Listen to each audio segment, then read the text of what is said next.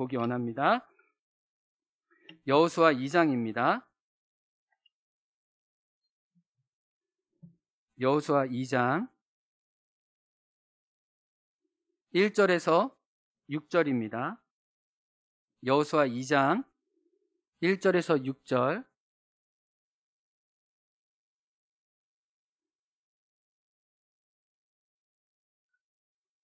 같이 읽겠습니다. 여호수아 2장 1절에서 6절입니다. 눈의 아들 여호수아가 시뜸에서 두 사람을 정탐꾼으로 보내며 이르되 가서 그 땅과 여리고를 엿보라 하매 그들이 가서 라합이라 하는 기생의 집에 들어가 거기서 유숙하였다. 어떤 사람이 여리고 왕에게 말하여 이르되 보소서 이 밤에 이스라엘 자손 중에 몇 사람이 이 땅을 정탐하러 이리로 들어왔나이다. 여리고 왕이 라합에게 사람을 보내어 이르되 내게로 와서 내 집에 들어간 그 사람들을 끌어내라. 그들은 이 온 땅을 정탐하러 왔느니라. 그 여인이 그 두 사람을 이미 숨긴지라. 이르되 과연 그 사람들이 내게 왔었으나 그들이 어디에서 왔는지 나는 알지 못하였고 그 사람들이 어두워 성문을 닫을 때쯤 되어 나갔으니 어디로 갔는지 내가 알지 못하나 급히 따라가라. 그리하면 그들을 따라 잡으리라 하였으나 그가 이미 그들을 이끌고 지붕에 올라가서 그 지붕에 버려놓은 3대에 숨겼더라. 아멘. 우리 2장 15절 16절 말씀 읽겠습니다. 여호수아 2장 15절 16절 같이 읽습니다. 라합이 그들을 창문에서 줄로 달아내리니 그의 집이 성벽 위에 있었으며 그가 성벽 위에 거주하였음이라. 라합이 그들에게 이르되 두렵건대 뒤쫓는 사람들이 너희와 마주칠까 하노니 너희는 산으로 가서 거기서 4일 동안 숨어 있다가 뒤쫓는 자들이 돌아간 후에 너희의 길을 갈지니라. 아멘. 기도하겠습니다. 하나님, 이 시간 우리에게 말씀에 반응할 수 있는 온유한 마음을 주옵소서. 예수님 이름으로 기도합니다. 아멘. 제가 사회적인 거리 1단계로 완화돼서 조금 마스크를 벗고 설교를 하도록 하겠습니다. 양해를 부탁드립니다. 이번 주 하이리와 대화하는 도중에 하이리가 자기의 마음을 저한테 솔직히 말해주는 시간이 있었습니다. 아빠, 나는 드라마가 끝나고 한 편이 끝나면 마음이 싸하고 허전해 라고 하이리가 얘기를 하는 겁니다. 그래서 왜가 무슨 어린 나이에 드라마 세계를 아는지 해서 정말 마음이 뭔가 공허하대요. 자기 나름대로 정말 그 드라마와 이별하는 그 아픈 마음을 저한테 표현해 준 겁니다. 그래서 제가 하이리한테 하이라, 어떤 드라마가 그렇게 너의 마음을 아프게 했어? 헤어질 때 아쉬웠어? 라고 얘기했더니 이태원 클라스라고 하는 거예요. 그래서 여러분 혹시 이태원 클라스 보셨어요? 보셨군요. 네, 저는 보는 사람을 봤습니다. 그냥 이태원 클라스를 보는 분을 봤는데 이 드라마 했을 때 하이리가 이 드라마의 이 노래를 많이 흥얼거리고 그 노래를 유라까지 따라했던 아주 전염력이 강한 드라마였던 걸 보게 돼요. 근데 제가 말은 하지 못했지만 하이리에게 어떤 말을 하고 싶었냐면 너가 보는 드라마만큼 더 드라마틱한 이야기가 성경의 드라마처럼 펼쳐져 있다는 이야기를 하고 싶었지만 그렇게 말하는 순간 대화가 단절되기 때문에 속으로만 그런 생각을 하고 있었어요. 근데 오늘 이 여호수아 2장 말씀을 가만히 보면 정말 그 어떤 드라마보다도 정말 심장이 오글거리고 정말 섬뜩하고 그러나 어떤 긴장감이 넘치는 이야기들로 실제로 가득 차 있음을 이 극박한 장면이 오늘 우리에게 펼쳐지고 있습니다. 오늘 주인공은 라합이에요. 라합은 한마디로 변두리 인생입니다. 늘 사이드로 밀려난 인생이에요. 근데 이 여인의 변화가 변두리의 복음을 만나면서 시작되었습니다. 따라해 보겠습니다. 변두리, 복음을 만났다. 다시 한번 변두리, 복음을 만났다. 여러분 혹시 변두리 복음이란 이 표현에 조금 마음이 불편한 분이 계실 수도 있어요. 영광스러운 복음, 존귀한 복음, 놀라운 복음, 나를 살려준 복음이라고 표현해도 부족한데 아니 왜 목사님은 복음 앞에 변두리자를 붙여서 이렇게 이 복음을 좀 낮추는 거 아닙니까? 라고 얘기하실 수 있어요. 그런데 성경에서는 복음의 차원을 여러 가지로 설명하는데 복음이란 단어가 붙은 마태, 마가, 누가, 요한복음 중에 특별히 누가복음은 변두리로 찾아가서 하나님 나라의 아름다운 소식을 전하셨던 그 예수님을 우리에게 소개하고 있어요. 그래서 누가복음을 보면 소외와 차별의 벽을 뚫고 깨어지고 망가진 인생들에게 자기 자신을 허락해 주시는 예수님의 멋진 모습, 이 복음의 진짜 살아있는 생명력은 그 변두리 인생들, 망가진 인생을 살리는 거기에 있었다고 이야기를 해줍니다. 근데 오늘 라합 역시 변두리 인생이었는데 오늘 1절에 보시면 라합이란 이름 앞에 그녀의 정치성을 일컬어주는 좀 부담스러운 말이 있어요. 여러분 성경 보세요. 뭐라고 나와 있나요? 라합 이름 앞에 누가라고 써 있어요? 김정자 집사님 눈을 번쩍 뜨시고 보시네요. 물질하실 때도 그렇게 크게 보시죠. 우리 김정자 집사님 물질하시다가 이번 주에 파도가 세가지고 바다에 그 바위에 빌레에 굴리셔가지고 지금 몸이 상하셨어요. 이렇게 화이팅입니다. 우리 김정자 집사님 눈을 이렇게 번쩍 보시고 거친 파도에서 이겨나는 해녀의 눈초리로 이 라합이란 이름 앞에 뭐가 있어요 지금? 기생이에요. 근데 이걸 히브리어로 보면 영어의 포르노라는 단어가 이 단어에서 나왔어요. 우리 성경은 너무 창녀라는 말을 담기가 부담스럽고 힘드니까 기생이라고 했지 성경의 원문은 그 라합이 창녀였다고 이야기를 합니다. 그러니까 얼마나 이 여인의 정체성이 사람들로부터 소외와 차별을 받았을까 우리는 익히 압니다. 근데 우리가 3500년 전에 이 여리고성의 이 기생이란 창녀란 이 여인에 대해서 조금 다른 시선으로 볼 필요가 있어요. 제가 청량리 이 율락가 여성분들을 대상으로 사역하시는 목사님들의 인터뷰와 말씀을 들었을 때 그분들이 이런 얘기를 합니다. 이 한국 사회에서 가장 번화가에 있는 것 같지만 가장 소외된 땅끝에 있는 분들이라고, 죽지 못해서 살기 위해서 선택해서 온 분들이 이분들이라고, 이분들의 구구절절한 사정을 다 안다면 비난하는 사람들의 저 찍찍을 얼마나 우리가 부끄럽게 여길 수밖에 없는지 잘 얘기해 줬던 걸 제가 기억해요. 라합이란 여인이 창녀가 될 수밖에 없었던 데에는 그렇게 만든 사회, 경제, 문화적인 시스템이 있었을 거예요. 어떻게 보면 이 여인은 희생양이었을 거예요. 피해자였을 거예요. 살기 위해서 자기가 할 수 있는 건 몸 하나밖에 없었기 때문에 그렇게 땅끝으로 몰린 한 사람이었을 것입니다. 그런데 이 기생 라합의 처지를 잘 보여주는 상징적인 구절이 2장 15절에 있어요. 앞에 화면에도 나올 텐데요. 한번 읽어볼까요? 시작. 라합이 그들을 창문에서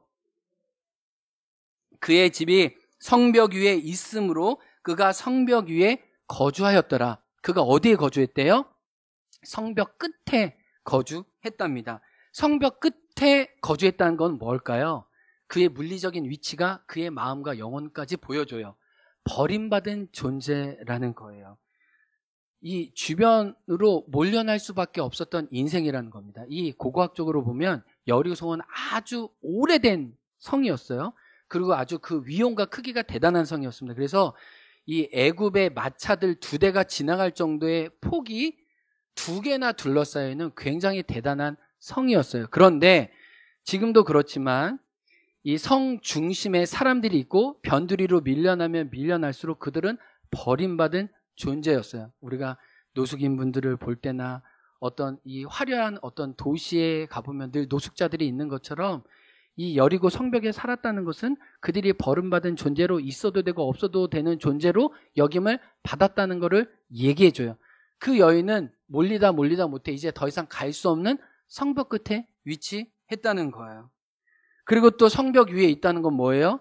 위험을 매일 마주 앉고 살아야 했다는 거예요. 왜 매일 위협이 있어요? 이 여인이 오늘 말씀해 보면 3대를 지붕 위에 널었다고 했거든요. 지금처럼 난간이 있지를 않았습니다.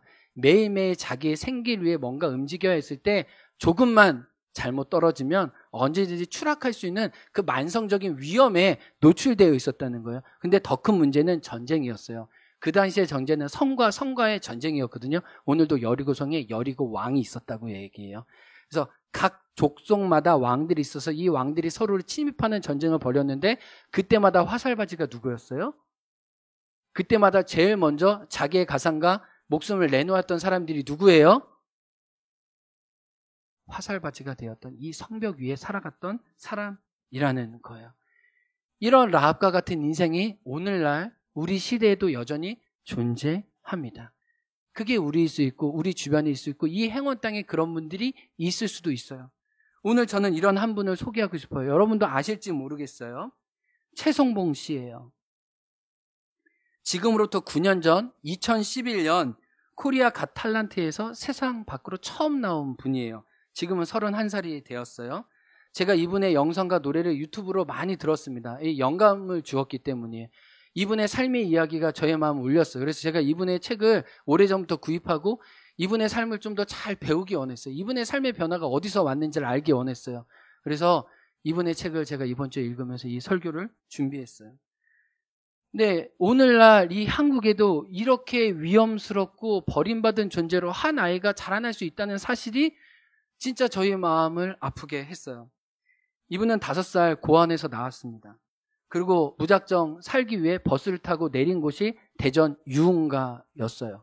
거기서 10년 이상을 혼자 살았습니다. 살기 위해 아무것도 못 먹고 3일간 쓰러져 있을 때 껌 파는 형이 와서 껌 파는 법을 알려줘요. 그래서 그때서 처음 200원짜리 껌을 사서 1,000원에 파는 껌파리수의 삶을 시작합니다. 잠들 곳이 없어서 나이트 계단이 이렇게 그 카페트로 돼 있잖아요. 그래서 차갑지 않은 그 카페트에서 자게 됩니다. 쫓겨나면 화장실에서 쪽잠을 잤어요. 무엇을 먹을지도 모르고 먹을 수도 없어서 컵라면을 먹었는데 컵라면을 먹으면 사람들이 지저분하다고 뭐라고 하니까 아무도 없는 화장실 변기 뚜껑을 닫고 거기서 먹었어요. 그래야 제일 편안하게 먹을 수 있기 때문에. 사람들이 건네준 술을 먹고 담배를 피우면서 일찌감치 어린 나이에 술과 담배에 중독이 되었습니다. 그리고 조금 더 커서는 마약 배달을 하게 됐는데 마약 배달을 하면서 그게 밀가루인 줄 알고 찍어 먹다가 이 환각의 세계를 알고 그 마약의 중독자의 삶을 어릴 때부터 살게 돼요. 그래서 자기를 마약을 건네는 사람들에게 나 마약 좀 달라고. 그래서 또 폭행을 당하고 또 위협을 당하는 처지에 이르게 됩니다. 추워서 피우던 불이 이 화재가 되어 건물을 다 날려버렸어요. 그래서 동네 깡패에게 잡혀서 실제로 산에 가서 다 묻혀집니다. 머리까지. 거기서 혼자 흙을 뚫고 살아났어요. 그리고도 누구에게 자기 자신을 맡길 데가 없어서 교통사고를 당했지만 누군가 자기를 작업할까봐 부러진 팔과 피를 흘림에도 불구하고 혼자 분대를 감고 그 분대에 나중에 벌레가 생겨서 뛰어날 때 끔찍한 고통이 있는 지경으로 그렇게 10년간 최성봉 씨가 혼자 살았어요. 그런데 이 최성봉 씨에게 영향을 준 것이 두 곳인데 하나는 나이트클럽이고 하나는 교회예요. 나이트클럽에서 이분이 뭐를 봤냐면은 이제 와서 이제 노래를 하잖아요. 근데 성악하시는 분이 노래를 했다는 거예요. 근데 어린 나이에 그게 성악인지도 몰랐다는 거예요. 근데 저 성악하는 사람처럼 나도 노래하고 싶다는 열망이 이분 안에 간절히 있었다는 거예요. 그리고 이분이 이제 야학을 통해서 인터넷 하는 걸 보게 됐는데 자기가 그렇게 어렸을 때 감동스럽게 봤던 것이 뭔지를 살펴보니까 성악이고 이 성악을 배우고 싶어하는 마음이 있어서 인터넷을 검색해 봤더니 박종소라는 한 청년이 무료로 이 성악을 가르쳐 준다는 걸 보게 된 거예요. 그래서 이 박종소 선생님이 있는 대학에 찾아가서 처음으로 인사를 하고 나에게 이 노래를 가르쳐 달라고. 근데 초등학교도 안 나왔지. 그 아무것도 없는 이 최성봉이라는 친구를 박종소 선생님이 거두기 시작해요.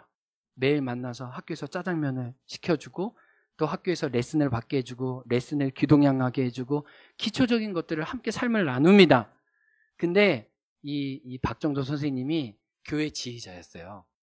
그래가지고 조금 레슨을 해주고 난 다음에 교회로 초대를 했습니다. 그래서 함께 처음으로 이 친구가 옷이 이제 한 벌, 두 벌밖에 없어서 뭐 1년 동안 뭐 몇 년 며칠 한 번도 샤워를 못 했는데 처음으로 새 옷을 성가대 가운으로 입은 거예요. 얼마나 그 감격이 컸는지 몰랐대요. 그리고 누군가와 함께 더불어 노래를 부르면서 내가 누군가 더불어 함께 지낼 수 있는 존재라는 사실에 너무 감격스러워 했다는 거예요. 그래서 이전에 껌파리 형과 이 노래방에 가거나 뭔가 이렇게 흘러가는 노래를 부를 때 파도가 부서지는 바위서 이 노래 아세요? 네, 막 감정을 담아서 막 이렇게 이렇게 외로운 노래잖아요. 그래서 이 최성봉 씨가 이 바이섬이라는 노래밖에 몰랐다는 거예요. 너무 정처 없이 외로운 자기의 인생의 18번이었다는 거예요. 근데 교회를 갔더니 새로운 노래를 배우게 됐는데 이 인생의 두 곡이 두 개였는데 하나는 어메이징 그레이스, 나 같은 죄인 살리신이었고, 한 곡은 내성마비 시인이었던 송명애 선생님의 나 가진 재물 없으나였다는 거예요. 이분이 이 찬양을 부르고 만나면서 새로운 삶을 꿈꾸게 됐다는 거예요. 그래서 한번 우리 불러보려고 해요. 우리 한번 같이 불러볼까요? 네, 제가 혼자 부를 수는 없으니까 나 가진 재물 없으나 나 남이 가진 지식 없으나 한번 같이 부르면 좋겠습니다. 네.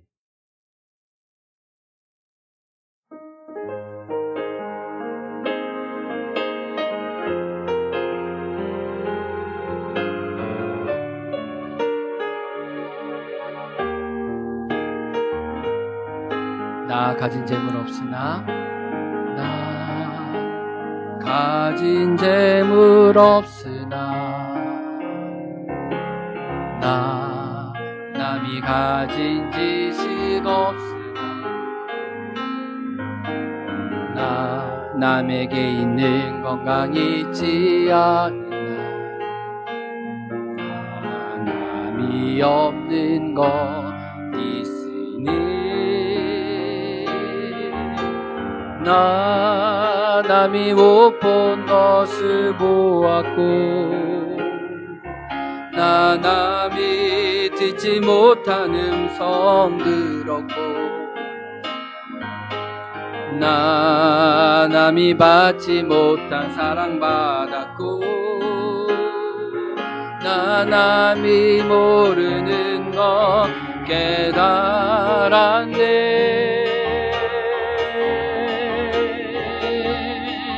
공평하신 하나님의 나 남이 가진 건 나 없지만 공평하신 하나님이 나 남이 없는 것. 다시 한번 할까요? 공평하신 하나님이 공평하신 하나님의 나 남이 가진 건 나 없지만 공평하신 하나님이 나 남이 없는 것 같게 하셨네. 파도가 부서지는 바이섬 같은 우리 인생에 공평하신 하나님을 사모하게 되는 것은 라합이 만났던 이 두 명의 정탐꾼, 그 정탐꾼을 통해 만난 하나님이 있듯이 우리에게도 이런 하나님을 소개하는 만남이 있습니다. 오늘 말씀 한번 보고 싶은데요. 여호수아 2장 보십시오. 9절에서 11절입니다.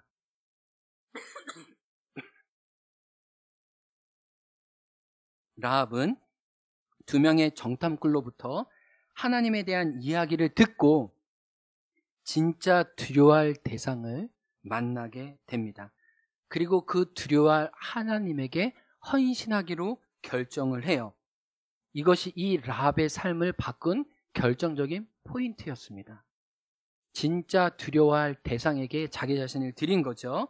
읽어보겠습니다. 시작. 말하되 여호와께서 이 땅을 너에게 주신 줄을 내가 아노라.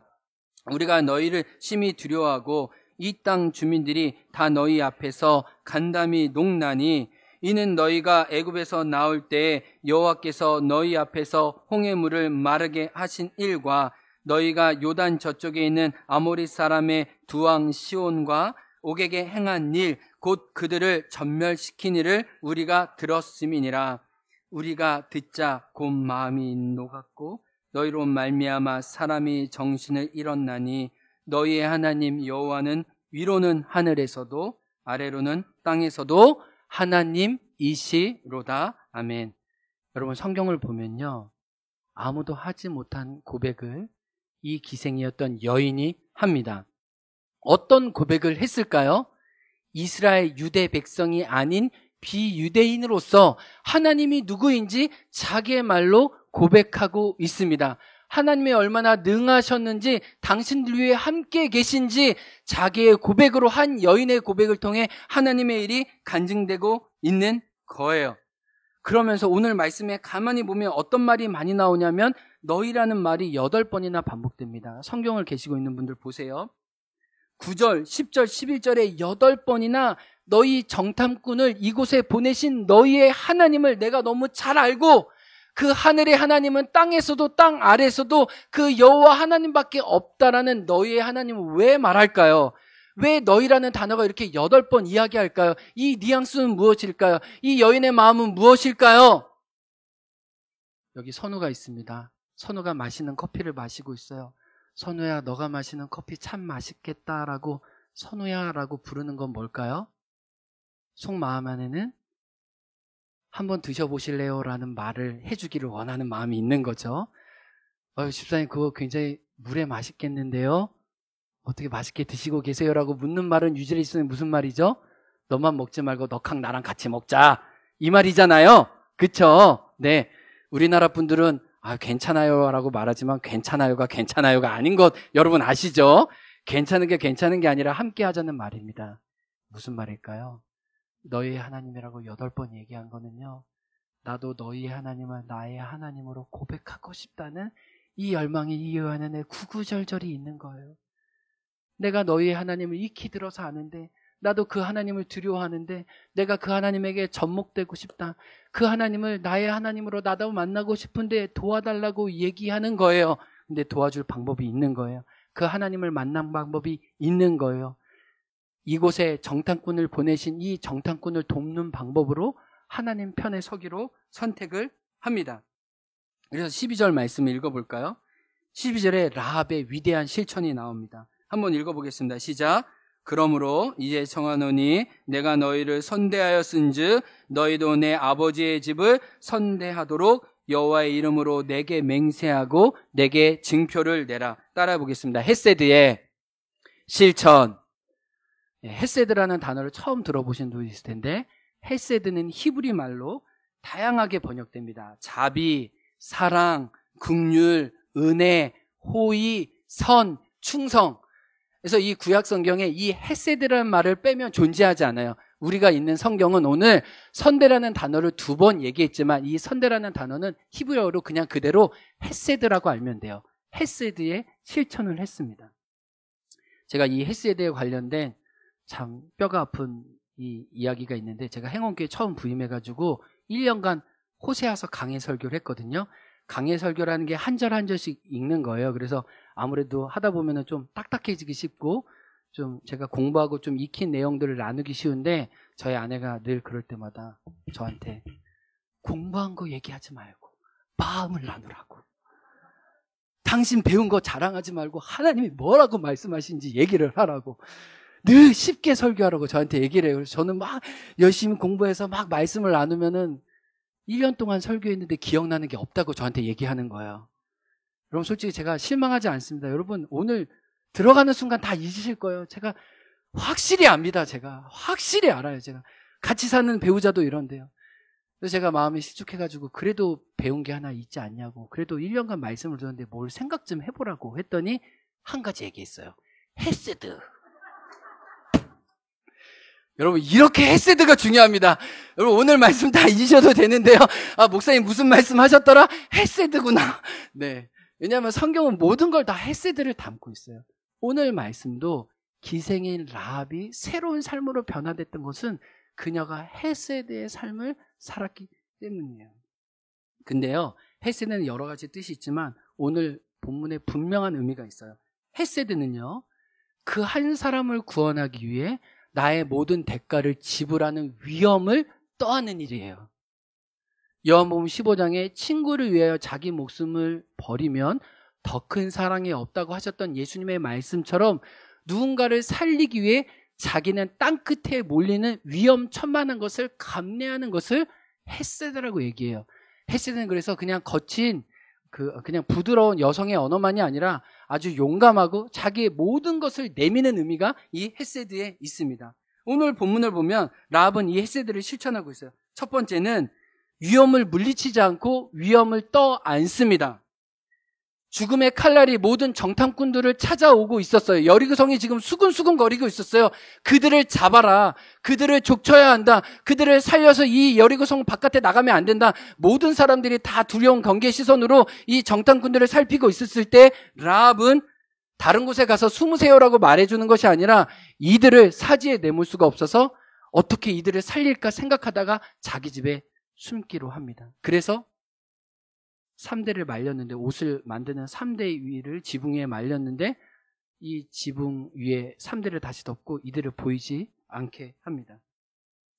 거기에 눕게 해요. 그리고 집으로 내려왔습니다. 그런데 문을 뚫고 사람들이 다급하게 들어와요. 너 알고 있어. 너 지금 사람 숨긴 거 알고 있어. 너희 집에 왔다는 제보가 됐어. 너 빨리 그들을 끌어내. 근데 여기서요, 이 라합의 재치와 기지가 발휘돼요. 뭐라고 얘기하냐면 반은 인정하고 반은 사실을 돌려요. 이게 이 여인의 지혜이자 용맹함이에요. 왔긴 왔어요. 부인하지 않아요. 만약에 부인했다면 어떻게 했을까요? 온 집안을 다 수색했겠죠. 너 잡히기만 해봐. 너 가만히 둬. 근데 이 여인이 똑똑해요. 왔거든? 맞아. 근데 나갔어. 해가 어둑어둑해질 그때 성문을 뚫고 나갔는데 지금 바로 성문을 쫓아나가면 잡을 수 있을 거야. 얼마나 지혜로워요? 위에서 지금 지붕에서 아마 그 목소리를 들었는지도 몰라요, 정탐꾼들은. 근데 기생 라합이 그 여인의 그 쫓아온 사람들의 발걸음을 돌리게 용기를 내서 말해줍니다. 그리고 내일 새벽이 되면 이들이 잡힐 걸 알았어요. 그래서 오늘 밤에 어떻게든 이들을 바깥에 보내야 된다는 걸 알았어요. 근데 모든 사람들이 다 움직이고 수근수근 했었기 때문에 유일하게 살릴 수 있는 방법이 이 땅끝에 성문의 창문에 긴 줄을 매달아서 이들을 내보내는 것이었어요. 그래서 라합은 자기 집에 있는 모든 줄을 다 꺼내서 특별히 그 붉은 줄을 달아서 엮어서 창문에 내립니다. 그리고 아무도 없는 어두운 밤 그들이 줄을 내리고 가게 하죠. 그리고 한 가지 더 부탁을 해요. 곧장 요단강가로 가면 사람들이 다 진을 쳐서 너희를 잡으려고 횃불을 들고 있을 테니 3일간 이 여리고성 옆에 있는 산 속에 숨어 지내라. 절대 나오지 말고 죽은 척하고 3일 후에 다시 요단을 가라고 이야기를 해요. 그리고 그 여인의 말을 듣고 그제서야 자기 여호수아에게 다시 돌아가게 되는 사건입니다. 이 모든 과정이 헤세드의 실천이었어요. 온몸으로 위험을 떠안으면서 이 사람을 살리고자 해요. 제가 이런 이 하나님의 흔적을 가졌던 이 헤세드의 실천을 살았던 한 분을 여러분하고 소개하려고요. 여러분도 아실 수도 있어요. 이분은 안수연 씨입니다. 이분은 예수 바보라고 불려졌던 분이고 안수연 의사이기도 했습니다. 고려대 의예과 91학번으로 군의관으로 근무하던 시절 유행성 출혈열로 이 사망률이 0.1%밖에 없는 병인데 이 의사였던 이분이 33살의 나이에 죽었습니다. 그런데 그의 죽음이 남기고 간 것은 너무나 컸어요. 너무 파장이 깊습니다. 너무 넓었어요. 그래서 사람들이 이분에 대해 주목할 수밖에 없었어요. 저도 이분의 죽음을 국민일보를 통해 2006년 1월에 처음으로 접했습니다. 그때 제가 이분을 알기는 알았지만 이분의 죽음이 이렇게 언론에 대서특필해야 되나라고 의아해했었어요. 그런데 이분의 책과 기사를 보면 볼수록 이분이 얼마나 예수의 헤세드를 실천했는지를 보면서 제가 감동하게 됐습니다. 이분이 2006년 1월에 하나님 품에 안겼을 때 이분의 장례식 때 어떤 분은 2,000명, 어떤 분은 3,000명, 어떤 목사님은 조문객들이 5,000명이 왔대요. 조문객들을 셀 수가 없는 거예요. 이 안수연 형제가 영락교회를 다녔거든요. 근데 영락교회를 설립하신 목사님이 우리가 다 아는 한경진 목사님이세요. 그래서 한경진 목사님 돌아갈 때 그렇게 긴 조문줄이 있었던 것 말고 영락교회 한 33살의 청년이 죽었는데 영락교회 성도와 그를 아는 모든 사람들이 몇천 명이 줄을 쓴 건 병원과 교회 역사상 처음이었다는 거예요. 그래서 아버지와 교회 사람들이 도대체 이렇게 수많은 조문객들이 오는 그 이유를 알고 싶어서 이분의 삶을 연구하고 캐보다 보니까 이분이 놀라운 예수님의 흔적을 많은 사람들에게 알렸다는 것을 그때서야 알게 된 거예요. 그러면서 이분의 삶을 보고 이분의 책을 보고 많은 사람들이 어떻게 얘기했냐면 나는 당신 앞에 부끄럽고 당신의 삶이 부럽습니다라고 한결같이 얘기했다는 거예요. 정말 예수님 믿는 사람처럼 예수님의 헤세드의 흔적을 다른 사람에게 남긴 당신 앞에 나는 부끄럽고 당신의 삶이 너무나 고귀해서 부럽습니다라고 한결같이 얘기했다는 거예요. 근데 저도 이분을 만났어요. 장신대에 있을 때 만났거든요. 근데 저는 이분이 의사인지 솔직히 그때는 몰랐어요. 그때 이분은 어떻게 알았냐면 이분은 의사였지만 예수님을 전하기 위해 또 음악이란 도구를 잘 사용했어요. 그래서 해외에 있는 그 해외 뮤직비디오나 예배 영상을 자막으로 번역해서 자막으로 입혀서 그걸 우리 한국 교회에 소개했던 예배자이기도 했어요. 그래서 나의 마음을 전국과 같이라는 이 찬양의 영감을 저에게 준 분이 이 안수현 씨예요. 그 예수님이 지팔핀 장미꽃처럼 이겨졌다. 그 노래도 제가 이분을 통해 처음 받게 됐어요. 근데 이분을 장신대에서 만났을 때 이분이 진짜 예배자구나. 예배하고자 하는 열망을 지금 어떻게 보면 신학생들이 듣기가 쉽지 않거든요. 일반인으로서 신학생들한테 영감을 주는 이분은 참 어떤 분일까? 알고 봤더니 이분이 의사였던 거예요. 근데 이분이 이 책에 또 이 삶의 기록을 보면 헤스드의 흔적을 너무나 많은 사람에게 남겼는데 그 예가 이러해요. 병원에 간호사가 일했는데 이 비싼 약복을 간호사가 떨어뜨렸습니다. 그런데 자기가 근무할 때 떨어진 약병이라고 그 책임을 자기가 져요. 그래서 수십만 원 하는 그 약병의 그 대가를 자기가 지불합니다. 간호사가 너무 고마워져. 이뿐만 아니에요. 병원에서 어떻게 보면 제일 천대받고 무시당하는 이 화장실 청소하시는 분, 그분의 아들의 이름까지도 물어보면서 그분의 자녀의 평안과 안녕을 빌어줘요. 그리고 만날 때마다 청소해줘서 고맙다고 손을 잡고 비타민과 음료수를 줍니다. 이렇게 의사 선생님이 나에게 귀한 대접을 했는지 늘 청소하신 분이 황송해했어요. 그리고 이분이 전도하려고 또 좋은 이웃이 되기 위해서 그 고대 앞에 이 구두 닦아주시는 분이 있었는데 이분의 친구가 돼요. 그래서 시간 날 때마다 밥을 먹고 갈 때마다 일부러 구두를 맡겼어요. 그리고 구두 닦는 게 그 몇천 원 안 할 때 막 10,000원씩 지어주고 그냥 더 잘해줬어요. 정말 좋은 친구가 되기 원했어요. 그리고 음료수도 갖다 주고 밥도 같이 먹고 그리고 찬양 CD도 틀어주면서 이제 예수님에 대해서 이렇게 들을 수 있도록 인도해 줬어요.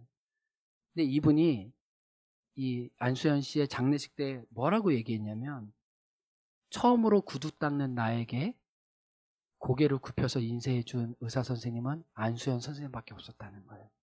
뭐예요? 자기를 사람으로서 대우해 준 구두를 닦는 기능공을 넘어서 한 존귀한 형제로 대우해 줬던 분이 이 안수현 선생님. 그러고 울었다는 거예요. 너무 빨리 갔다고. 장기를 의사처럼 의사는 환자를 위해 존재한다고 정말 너무 응급한 환자인데 엑스레이 찍을 돈이 없는 그 환자에게 자기의 지갑을 열어서 장기려 의사처럼 그런 삶을 살았던 분이에요. 백혈병으로 입원한 한 친구가 있었는데 어느 날 갑자기 퇴원했어요. 근데 병원에 있을 때 이 아이에게 내가 너 생일을 꼭 챙겨줄게 라고 했는데 그냥 챙겨주지 못하고 그냥 그 친구가 퇴원을 한 거예요. 근데 병원에 주소록을 뒤져가지고 그 친구가 군포에 살았는데 군포에 K가 개폐병으로 머리가 다 빠졌거든요. 그 아이를 위해서 노란 그 모자를 사서 그 아이에게 모자를 씌워주고 집에 가서 엄마와 함께 생일 축하해주는 말도 안 되는 의사였던 거예요. 12층에 떨어진 청년이 있었는데 그 청년이 이제 죽으려고 자살을 결심할 때 죽지 않게 해달라고 이 청년에게 희망을 달라고 눈물 흘리면서 기도했던 의사가 바로 이분이에요. 그리고 토요일날 밤새도록 당직하고 이 하반신 마비가 된 이 친구를 데리고 교회에 와서 예배했던 친구가 이 안수현 의사예요. 그의 가방은 늘 무거웠대요. 늘 다른 사람에게 줄 것을 다양하게 넣고 다녔다는 거예요. 책과 찬양 CD를 사면 40%는 자기, 60%는 다른 사람에게 나누기 위해 그 무언가를 가득 채웠다는 거예요. 그리고 그를 미련하고 바보라고 불렀던 많은 사람들이 시간이 지나면서 그는 진정 예수님의 흔적을 나에게 새겨준 사람이라고 공통적으로 이야기를 했다는 거예요. 그리고 안수현 씨는 돌아갔지만 지금 그의 책 판매 수익금은 27명의 의사와 간호사를 낳는데 장학금으로 지금도 쓰이고 있다는 거예요. 그래서 책의 제목이 이렇습니다. 그는 부재 중이지만 그의 사랑은 지금도 진행 중입니다. 그 헤세드는 누군가에게 남아 있다는 거죠. 제가 이번 주에 솔직히 저 혼자 좋은 시간을 보냈습니다. 그 좋은 시간이 뭐였냐면 행운교회에 머무르셨던, 행운교회에서 신앙생활 하셨던 성도님들 4분과 통화를 하고 그분들의 이야기를 글로 받고 또 대화하면서 행운교회 70년 중에 일부분의 시간을 제가 나름 묵상하면서 너무 행복했어요. 근데 우리 장로님들, 우리 10대 시절 어렸을 때를 생각해 보면 그때 교회가 진짜 어려웠겠구나 통화하면서 다시 떠올라졌어요. 어른들은 정말 몇 명밖에 안 됐는데 그분들 표현으로는 다 어른들이 방임을 했대요. 너무 바빠가지고 아이들을 돌볼 시간이 없어서 아이들이 놀려면 교회에 와야 됐다는 공통적인 증언이 모아졌어요. 그래서 아이들과 청소년들이 다 교회로 왔는데 교회 살림이 넉넉치가 않으니까 누군가 이렇게 먹이기 위해서는 자기의 지갑을 열어야 되잖아요. 근데 그게 어린 나이에도 너무 이렇게 어려웠다는 걸 그분들이 봤다는 거예요. 그래서 우리 이수경 권사님 5월달에 인터뷰하신 거 보면은 우리 그 교회 이 집사님 어른들이 하여튼간 끼니를 만들기 위해서 그냥 자기 거를 다 이렇게 내어주셨던 이야기를 해주셨잖아요. 그 이야기들을 30년이 지났는데 그분들이 저한테 이야기를 해주는 거예요. 그래서 제가 그분들에게 질문을 11개를 했거든요. 그분도 괴로웠을 거예요. 제가 막 맨날 며칠 이렇게 다 해가지고 적고 나면 또 전화해가지고 막 이게 사실관계를 묻고 이랬는데 8번 질문이 뭐였냐면 전도사님이나 목사님 말고 당신에게 기억나는 잊혀지지 않는 분이 누군지를 알려달라고 제가 했어요. 근데 공통적으로 나온 분이 있었어요. 그분이 누구일까요? 지금 하나님 품에 안게 되신 고 박선혜 집사님과 오성문 집사님이었어요. 네, 여기 앞에 사진 보이는데 1980년 어느 날의 사진인 것 같아요. 가만히 보면은 청년과 젊은이는 많지만 어른들이 많지 않다는 걸 봐요. 근데 제가 알아요. 교회 형편이 어려우면요, 새로운 사람이나 아이들이 오는 것도 반갑지 않아요. 왜요? 줘야 되잖아요. 나눠야 되잖아요. 근데 없으니까 그게 아픈 거예요. 근데 이런 아픔을 오성원 집사님 내가 푸는 거예요. 그래서 이 홍정민 집사님이 무슨 얘기를 했냐면은 이제 행운교회가 너무 어려서 사역자분들 사례비도 못 주고 이러니까 사역자가 진짜 많이 바뀌었잖아요. 그래서 이렇게 그 사역자분들이 없었을 때 오성문 집사님이 말씀을 대신 전했다는 거예요. 근데 그 말씀이 굉장히 투박하고 거칠었다고는 얘기하세요. 그런데 그 투박하고 거친 말이지만 그 진정성이 자기의 마음에 30년이 지났는데도 남아있대요. 그리고 그걸 글로 적어주셨어요. 무슨 얘기를 했냐면 하나님을 믿을 때 주어진 일에 최선을 다하라고 얘기하셨대요. 왜냐하면 그 당시에 교회를 나오려고 하면 각자 자기 집에서 맡은 할당량 일을 해야 됐었는데 할당량 일을 안 하면 교회 나오지 못하니까 니네들 신앙생활하고 예수님 믿으려면 마늘도 까고 집에서 부모님 일 잘 도우라고 했던 거예요. 그래서 이수경 권사님이 친구들과 함께 토요일날 밤새도록 마늘 깐 게 우리 정말 무용담이잖아요. 이수경 권사님 교회 나오기 위해서 그냥 친구들과 마늘 까다가 못 나왔다는, 졸고 못 나왔다는, 밤을 새가지고 너무 피곤해서 예배 시간에 못 나왔다는 그 전설과 같은 이야기를 오성문 지사님을 통해서 얘기를 들은 거예요. 너희가 예배 나오기, 교회 나오기 힘든 거 내가 아는데 그래서 너희가 더 열심으로 최선을 다해야 돼. 그리고 예수님을 믿어야지 다른 사람들한테 싫은 소리를 안 듣는다는 거예요. 어린 나이지만은 예수님 믿기 위해 지불해야 될 대가가 있는 거를 알려줬다는 거예요. 근데 홍정민 목사님이 그 말이 자기 삶의 중심이 되었대요. 30년이 지났지만 예수님을 다시 만나고 그 말이 자기 속에 살아 있다는 거예요. 이남희 집사님이 무슨 얘기를 했냐면은 늘 이 두 분이 넉넉한 형편은 아니지만 값도 없이 베풀었다는 건 자기가 기억한다는 거예요. 그래서 교회하면 든든한 어른으로 떡볶이를 주고 간식을 주고 자기에게 친구들을 환대해 주었던 그 가정이 또 다른 교회였다는 거예요. 그래서 진짜 감사했어요. 그래서 진짜 오성문 집사님 다시 만나고 싶어요. 다시 감사하다고 얘기하고 싶어요. 30년이 지났지만 그 어린 친구들에게 했던 말들이 누군가에게 살아있고 그 친절과 헤세드가 그의 마음을 아직까지도 울리고 있다는 이야기를 들으면서 저는 진짜 고마웠어요.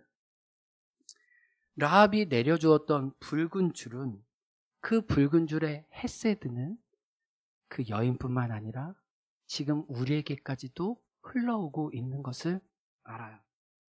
말씀을 정리합니다. 이번 주에 목요일인가 유라가 어린이집에 갔다 왔어요. 근데 갑자기 소파에 앉더니 저한테 친구에게 이런 단어를 배웠습니다. 부자라는 단어를 배웠나 봐요.